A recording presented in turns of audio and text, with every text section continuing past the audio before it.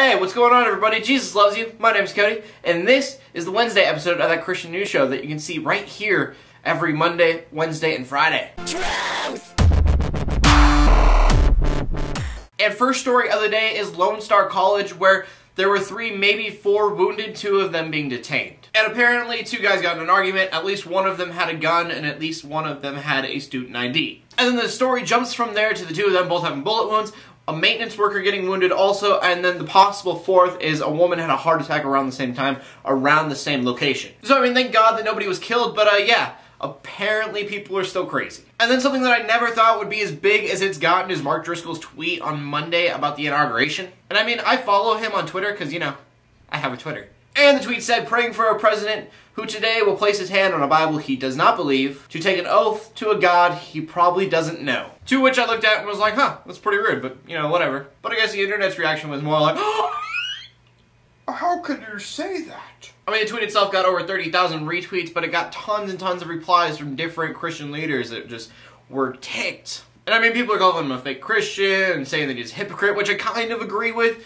but I'm just really amazed that it's that big of a deal. I mean, I've kind of come to realize that not everybody in the United States believes that Obama is a Christian. And so I guess the question for a lot of people becomes, does a man with that much influence have the right to make statements like that? And I mean, there is a point in there because there are going to be a lot of people that are going to take that statement and they're going to follow that statement simply because Mark Driscoll said it. And with that in mind, if you were to ask me if he has the right to say that or not, I'd still say yeah. He can say whatever he wants. And then we need to talk about Netanyahu being re-elected as Prime Minister for Israel because obviously it's a huge deal. Like last night, I was looking at news sites trying to find news stories that I would talk about today, and then this happened, and every news site I looked at was like, hey, this is a big deal.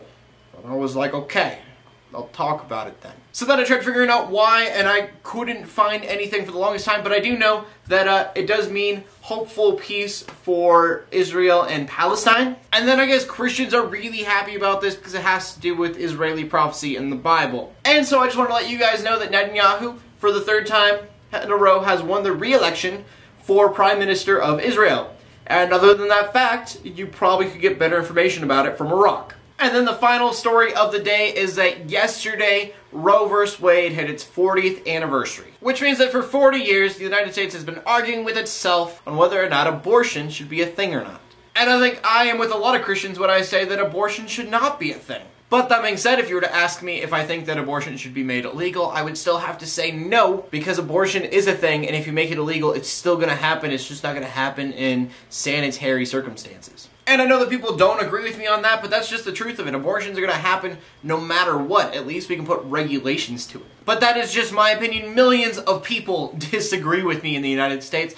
I want to know your opinion. I've asked this many different times, and I've gotten a lot of different people to answer. So, are you pro-life or pro-choice, and why? Like I said, morally, I definitely lean pro-life, but I know that the topic is not black and white. I'm so back and forth on it that as of right now, I don't vote on the topic at all whatsoever. So that being said, please leave a comment in the comment section below with your answer. Leave a video response if you want to. My name is Cody Arbor, bringing news to the Christian community every Monday, Wednesday, and Friday.